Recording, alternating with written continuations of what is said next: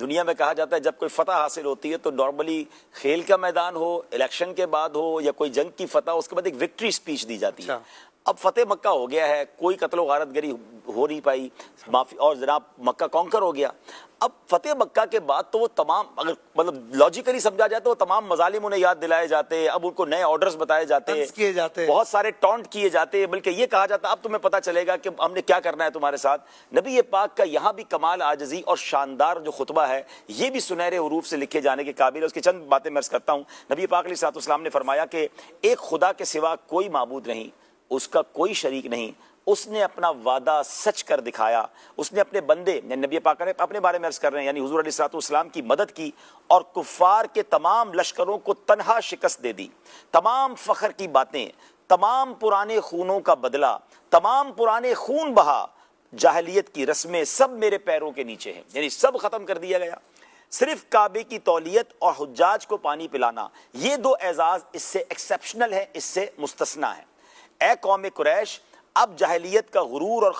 خاندانوں کا افتخار خدا نے مٹا دیا۔ تمام لوگ حضرت آدم علیہ السلام کی نسل سے ہیں اور حضرت آدم علیہ السلام مٹی سے بنائے ہوئے ہیں۔ پھر نبی پاک علیہ السلام نے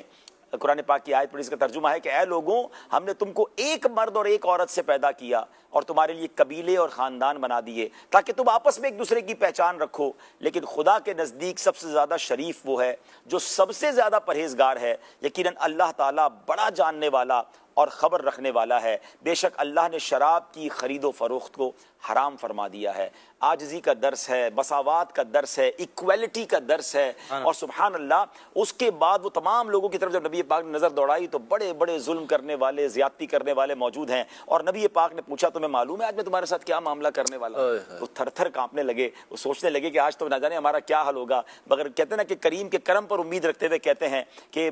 اخن کریم و ابن اخن کریم، آپ کرم والے بھائی اور کرم والے باپ کے بیٹے ہیں۔ اور پھر نبی پاک نے وہ تاریخی جملے ارشاد فرمائے، بلکہ قرآن پاک کی اس آیت کے ذریعے گویا اعلان فرمایا کہ لا تثریب علیکم اليوم فاذهبوا انتم الطلقاء، آج تم پر کوئی الزام نہیں، جاؤ تم سب آزاد ہو۔ اور جیسا کہ میں نے پہلے بتایا کہ اس معافی نے گیم چینج کر دیا، دارو کتار وہ لوگ رونے لگے اور وہ سمجھ رہے تھے کہ یہ کیسا مذہب ہے، یہ کیسی معافی ہے۔ کبھی سوچا بھی نہیں تھا نا، وہاں تو بدلے کی آگ میں زندگی گزرتی تھی، وہاں تو جانور کی لڑائی میں انسانوں کو قتل کر دیا جاتا تھا، اور نسل در نسل قتل و غارت گری چلتی تھی، اور یہ جانتے تھے کہ ہم نے ان کے صحابہ کو شہید کیا ہے، ان کی آل اولاد کو تکلیف دی ہے، ان کو مکہ چھڑوایا۔ بلکہ اس معافی کی ایک اور خوبصورت بات آپ کو بتاؤں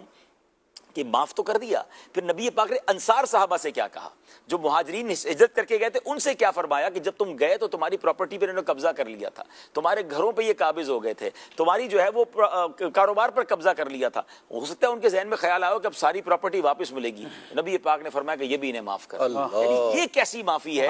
مہاجرین صحابہ سے کہ جو مکے سے مدینے گئے تھے، اب واپس آ گئے نا، تو مہاجرین کو تو امید تھی کہ واپس مل جائیں گی پراپرٹی، مگر نبی پاک نے کہا یہ بھی انہیں معاف کر دو۔ تو یہ ایک ایسا نبی پاک نے جسچر قائم کیا کہ وہ زاروں کتار رونے لگے، اور پھر جوک در جوک جو ہے وہ مسلمان